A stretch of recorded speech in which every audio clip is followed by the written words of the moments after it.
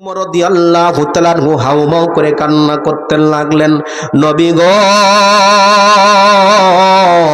ইয়া রাসূলুল্লাহ, ইয়া হাবিবাল্লাহ, পয়গম্বর, ও নবী, আপনি একটা বার নবী আমাকে অর্ডার দেন গো নবী।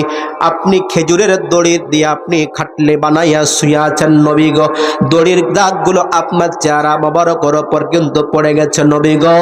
আপনি একটা বার আমাকে হুকুম দেন, আমি সরকারি থেকে আপনার জন্য একটা ভালো, একটা আরামদায়ক, একটা আপনার জন্য তোষক আলা খাটের ব্যবস্থা করে। নবী ডাকদা বলেন, ওমর, আমি তো নবীজি সেই নবী না, আমি দুনিয়ায় তো সুখ চাই না নবী, আমি ওই নবী না, আমি ওই রকম নবী না, আমি হলাম দয়ার নবী, রহমতের নবী। ওমা আরসালনাকা ইল্লা রাহমাতাল লিল আলামিন।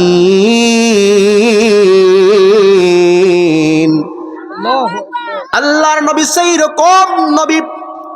আমার বন্ধুগণ, নবীজি যখন দুনিয়া থেকে চলে গেলেন, নবীজি পৃথিবী থেকে বিদায় হয়ে চলে গিয়েছেন, এখন নবীর জায়গা দায়িত্ব পালন করা হবে। কে হবে দেশের সরকার? প্রতিনিধি নির্বাচন করা শুরু হয়ে গেল। এইবার সমস্ত লোকজন, মক্কার লোকেরা ডাক দিয়ে বলল, আমরা প্রতিনিধি হিসাবে নির্বাচন করলাম হযরত আবু বকর সিদ্দিক রাদিয়াল্লাহু তাআলা আনহুকে। এইবার নবীজির সাহাবী আবু বকর সিদ্দিককে যখন খলিফা করা হলো, তিনি দায়িত্ব পালন করলেন 2 বছর। 2 বছর দায়িত্ব পালন করার মধ্যে আবু বকর তিনি রাত্রিবেলা তিনি কিন্তু ঘুম পাড়তেন না। তিনি দেখতেন তার মহল্লার মধ্যে, ও বাবারা, ও আমার জনম দুঃখিনী মায়ের, একটু খেয়াল করে শুনুন গো মায়েরা, ইনসাফ প্রতিষ্ঠা যদি হয় তাহলে ইনসাফের কাজ কেমন হবে, আর ইনসাফ না থাকলে বেইনসাফের কাজগুলো কেমন হবে। আমার নবী সাল্লাল্লাহু আলাইহি সাল্লাম 23 বছর ধরে ইনসাফ প্রতিষ্ঠা করে গিয়েছেন। আল্লাহর নবীর সাহাবী আবু বকর সিদ্দিক রাদিয়াল্লাহু তাআলা আনহু ছিলেন দেশের প্রধানমন্ত্রী। আর ওই সুপ্রিম কোর্ট বলেন, আর হাই কোর্ট বলেন, আর জজ কোর্ট বলেন, ম্যাজিস্ট্রেট কোর্ট বলেন, ওই কোর্টের কিন্তু সেনাপতি ছিলেন ওমর রাদিয়াল্লাহু তাআলা আনহু। ওমর রাদিয়াল্লাহু তাআলা আনহু, ওমর রাদিয়াল্লাহু তাআলা আনহু হলেন সেনাপ্রধান, বিচারক, রাষ্ট্রীয় বিচার করা হবে ওমর রাদিয়াল্লাহু তাআলা আনহু। একদিন আবু বকরের সঙ্গে কথা শুরু হয়েছে, ভাই আবু বকর, ভাই গো, 2টা বছর ধরে আমি চাকরি করলাম, 2 বছরের বেতন এমনি এমনি নিলাম, একটা আসামি পাইলাম না। বলেন আল্লাহু আকবার। একটা আসামি নাই। 2 বছর, কয় বছর? 2 বছর চাকরি করলেন তিনি, কিন্তু একটা বছর একটাও আসামি পাইলেন না। এইবার ওমর রাদিয়াল্লাহু তাআলা আনহু যখন বললেন, আবু বকর ডাক দিয়ে বলল, ভাই কেমনে আপনি পাবেন? কারণ বিশ্বনবী মুহাম্মদ রাসূলুল্লাহ সাল্লাল্লাহু আলাইহি সাল্লাম যেই রাষ্ট্র উপহার দিয়ে গেছেন, এই কোরআনের রাষ্ট্র, আল্লাহর নবী এই কোরআনের রাষ্ট্র উপহার দিয়ে গেছে, যার কারণে আল্লাহ রাব্বুল আলামিনের হাবিবের এই কোরআন উপহার ইনসাফ প্রতিষ্ঠা করার কারণে এই দুনিয়াতে এই বর্তমানে কেউ কোনো ঘুষ খায় না, চাঁদাবাজি করে না, নারী ধর্ষণ করে না, জিনা করে না, কেউ চুগলিখড়ি করে না, ডাকাতি করে না। যদি এই কোরআন আল্লাহর নবী প্রতিষ্ঠা না করে যাইতেন মক্কা মদিনার মধ্যে, ওই ওমর রে, তাহলে তোমার দরবারে হাজির হইতো, কেস নিয়ে আসতো, যে কোনো ফয়সালা, যে কোনো ঝামেলা নিয়ে তোমার দরবারে হাজির হতো। কিন্তু নবীজি এমন দেশ মডেল উপহার দিয়ে গিয়েছে, যার কারণে প্রত্যেকের মধ্যে ভয় হলো ইত্তাকুল্লাহ। এইবার ওমর রাদিয়াল্লাহু তাআলা আনহু, আবু বকর সিদ্দিক দুনিয়া থেকে চলে গেলেন, মৃত্যুবরণ করলেন। মারা যাওয়ার পর আবার খলিফা নির্বাচন করা হলো। খলিফার দায়িত্ব নিলেন হযরত ওমর রাদিয়াল্লাহু তাআলা আনহু। এই ওমর রাদিয়াল্লাহু তাআলা আনহু দায়িত্ব নেওয়ার পর একটা সভা তৈরি করেছেন। আবু বকর সিদ্দিক রাদিয়াল্লাহু তাআলা আনহু কেমনে কিভাবে রাষ্ট্র পরিচালনা করেছে, জনগণের মধ্য দিয়ে কথা শুনছেন, কেমন দেখেন রাষ্ট্র। আর আমার দেশের যে নেতা মন্ত্রী আছে যদি চুরি করে কলমের মাধ্যমে, তাহলে প্রতিবাদ করতে গিয়ে তাকে জেলখানা যেতে হয়। কথা বলেন ঠিক কিনা? আর ওমর রাদিয়াল্লাহু তাআলা আনহু তিনি খলিফা হলেন, রাষ্ট্র কিভাবে পরিচালনা করবেন তিনি এই জন্য জনগণের সবার পরামর্শ চাচ্ছেন। জীবনী আবু বকর কেমনে কিভাবে রাষ্ট্র পরিচালনা করেছেন আপনারা যদি একটু বলেন, তাহলে আমার জন্য রাষ্ট্র পরিচালনা করা আমার জন্য সহজ হবে। বলেন সুবহানাল্লাহ। এরপর আবু বকর ওমর রাদিয়াল্লাহু তাআলা আনহু একের পর এক প্রশ্ন করতে থাকে। জনগণ ডাক দিয়ে বলে, একের পর এক জীবনী বলে। শেষ মতে একজন যুবক দাঁড়িয়ে গেল, ডাক দিয়ে বলো, খলিফাতুল মুসলিমিন উমর, আবু বকরের জীবনী আমি অল্প কিছু বলতে চাই, তেমন বেশি কিছু বলতে চাই না। আবু বকর এমন একজন ব্যক্তি ছিল উমর রে, একটা গলি দিয়ে একটা মহল্লা দিয়ে একটা গোত্র দিয়ে একদিন তিনি বের হয়ে চলে যেত। হাতের মধ্যে কি নিয়ে যাইতো আমরা কিন্তু জানতাম না। কিন্তু আবু বকর এমন একটা জায়গা দিয়ে তিনি রওনা করতেন, এমন পথ দিয়ে তিনি যাওয়া আসা করতেন, ওই পথটা দিয়ে আমরা সাধারণ মানুষ সবাই যাইতে পারতাম না। এত বিকট দুর্গন্ধ সহ্য করতে আমরা কিন্তু পারতাম না। আমরা নাকের মধ্যে রুমাল কাপড় দিয়ে মাস্ক পরেও আমরা যাইতে পারতাম না। কিন্তু আবু বকর ওইখান দিয়ে তিনি চলে যাইতেন, যাওয়ার পর আর কোন দিকে যাইতেন আমরা দেখতে পাইতাম না। এইবার উমর রাদিয়াল্লাহু তাআলা আনহু তো জানেন আবু বকর হাতের মধ্যে কি নিয়ে যাইতেন। আমার বাবারা, আমার মায়েরা, এইবার ওমর রাদিয়াল্লাহু তাআলা আনহু তিনি তার হাতে হালুয়া তৈরি করলেন। হালুয়াটা নিয়ে কিন্তু নবীজির সাহাবী ওমর রাদিয়াল্লাহু তাআলা আনহু আবু বকর যেই পথ দিয়ে চলে যাইতেন সেখান দিয়ে তিনি রওনা হয়ে গেলেন। হাঁটি হাঁটি পা পা করে তিনি কিন্তু পথের দিক আগাইতে থাকলেন। এক পা দুই পা করে যেতে থাকলেন। হঠাৎ করে নাকের মধ্যে কিন্তু দুর্গন্ধ ঢোকা শুরু হয়ে গেল। এই দুর্গন্ধ কিন্তু সাধারণ অন্য কোনো দুর্গন্ধ না, এটা মানুষের শরীরের পচা দুর্গন্ধ। তিনি ওমর রাদিয়াল্লাহু তাআলা আনহু সেই দিকে লক্ষ্য করলেন না। আবু বকর যেই দিকে চলে গেছেন ওমর রাদিয়াল্লাহু তাআলা আনহু সেই দিকে চলে গেলেন। একের পর এক হাঁটতে হাঁটতে হাঁটি পা পা করতে করতে একটা কুড়ো ঘর কিন্তু পাইল। আমার বন্ধুগণ, আবু বকর সিদ্দিক রাদিয়াল্লাহু তাআলা আনহু যেই রুমের মধ্যে গিয়েছিলেন হালুয়া খাবার নিয়ে, ওমর রাদিয়াল্লাহু তাআলা আনহু সেই রুমের মধ্যে তিনি চলে গেলেন।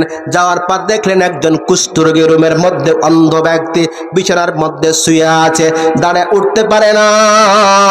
ওমর রাদিয়াল্লাহু তাআলা আনহু যখন রুমের মধ্যে গেলেন, যাওয়ার পর কিন্তু ওই মুরব্বি ডাক দিয়ে বলল, বাবা 2 দিন ধরে তুমি কেন খাবার দিতে আসনি বাবা গো? আমি 2 দিন থেকে ক্ষুধার জ্বালা যন্ত্রণায় ছটফট করছি গো বাবা। ওমর রাদিয়াল্লাহু তাআলা আনহু তিনি আর কিছু বললেন না। বৃদ্ধকে বুঝতে দিলেন না যেই ছেলেটা প্রতিদিন তাকে খাবার দিতে আসতো সেই ছেলেটা মারা গিয়েছে। কি হয়েছে? মারা গেছে। আবু বকর তো খাবার দিত, আবু বকর তো নাই, মারা গেছে। ওমর রাদিয়াল্লাহু তাআলা আনহু তিনি হিকমত করলেন যে হ্যাঁ বাবা, আপনাকে যে খাবার দিতে আসছিল আপনার মৃত্যুর কথা বললেন। তিনি বললেন যে ব্যস্ততার কারণে আপনি খাবারটা দিতে আসতে পারা যায়নি। এবার ওমর রাদিয়াল্লাহু তাআলা আনহু তার পরিচয় দেননি, তিনি আবু বকর সাজাই কিনতে গেছে। তার কুদরতি হাতে হালুয়া নিয়েছে। হালুয়াটা নিয়ে যখন মুখে দিতে যাবে, কোথায়? মুখে। এই ঠোঁট তার ঘা হয়ে পোকা হয়েছে। এই আঙ্গুলের নখের হাতের নখে আঘাতটা কিন্তু লেগে গেছে। ইহুদি ডাক দেয়া বলল, পথিক তুমি কে? আগে যেই ছেলে আমাকে খাবার দিতে এসেছিল তুমি সেই ছেলে কিন্তু না। ও বলো বলো তোমার পরিচয়টা বলো। ওমর রাদিয়াল্লাহু তাআলা আনহু ডাক দিয়ে বলল, বাজান আপনি চোখে দেখতে পান না, তাহলে কেমনে আপনি বুঝলেন আমি সেই ছেলে না? এইবার ওই বৃদ্ধ ডাক দিয়ে বলল, পথিক রে ওই ছেলে প্রথম দিন যেদিন আমাকে খাবার দিতে এসেছিল, আমি অসুস্থ, কুষ্ঠরোগী, আমার শরীর হাত পায়ে ঘা, জিহ্বার মধ্যে পর্যন্ত ঘা, ঠোঁটে ঘা।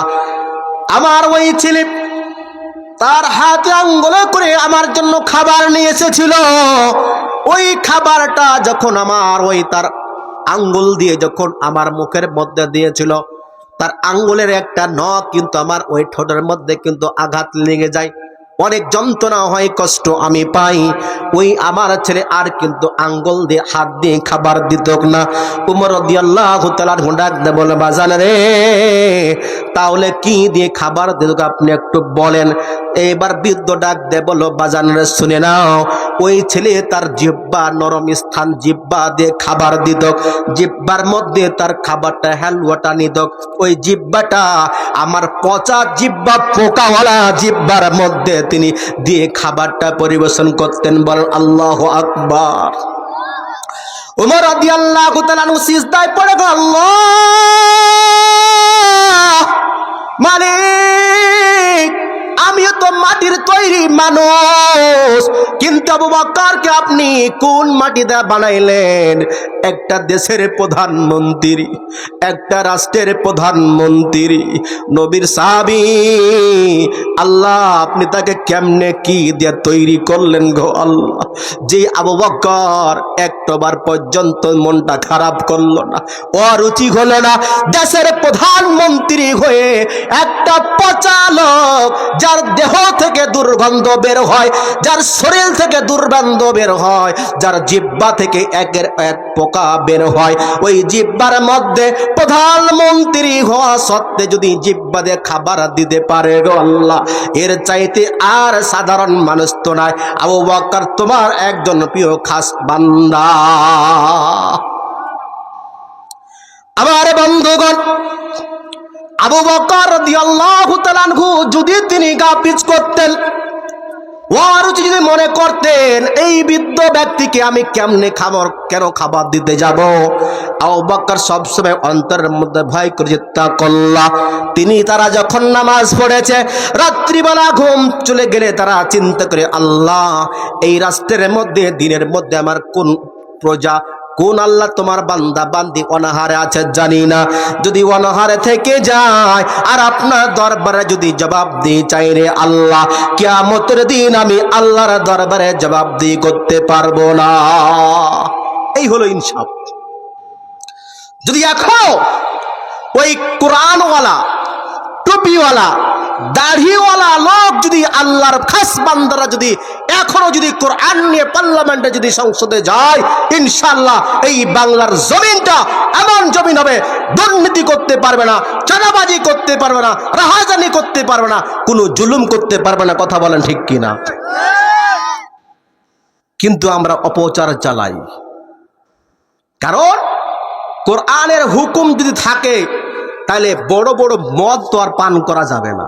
কথা বলেন ঠিক কিনা? কোরআনের যদি এই রাজ কায়েম যদি সংসদে যদি হয়, এক গোষ্ঠী তারা চাই না, কারণ এই কোরআন সংসদে গেলে তারা চুরি করতে পারবে না। সরকারের বিল বাজেট বের করবে, 5 লাখ খরচ করবে, 1 লাখ তিনি মেরে খেবে 4 লাখ। কিন্তু আল্লাহর কোরআন যদি সংসদে চলে যায় তাহলে সে আর এই বাজেট কিন্তু পাবে না, যার কারণে তাদের মনের মধ্যে সন্দেহ থাকে। কথা বলেন ঠিক কিনা? কিন্তু ক্ষমতার মালিক আল্লাহ। ক্ষমতার মালিক কে? আল্লাহ যদি চায় বাংলার জমিনে এবার ইসলামের রাজ কায়েম হবে, কোন ডানপন্থী বামপন্থীর বাপের ক্ষমতা নাই ইসলামকে আটকে রাখতে পারে। কথা বলেন ঠিক কিনা? আবার বন্ধুগণ, সেই কোরআনের পক্ষে আমাদের থাকতে হবে। আপনি যাই করেন কোরআনের বিপক্ষে আপনার যাওয়া যাবে না, আপনার দুনিয়া অন্ধকার, ইয়াউমাল কিয়ামা সেটাও আপনার জন্য অন্ধকার। কথা বলেন ঠিক কিনা? আমি ভোটের কথা বলছি না, আপনি যাকে ইচ্ছা আপনি তাকে ভোট দেন গা, আমার যা আসে না, কিন্তু আপনি কোরআনকে অস্বীকার করবেন না, কোরআনকে অমান্য করবেন না। যদি কোরআনকে অমান্য যদি করেন, আপনাকে এই দুনিয়াতে আল্লাহ শাস্তি দিবে দিবে দিবে, বেজ্জতি করবে। দেখেন নমরুদ জুতার বাড়ি খেয়ে গিয়েছে।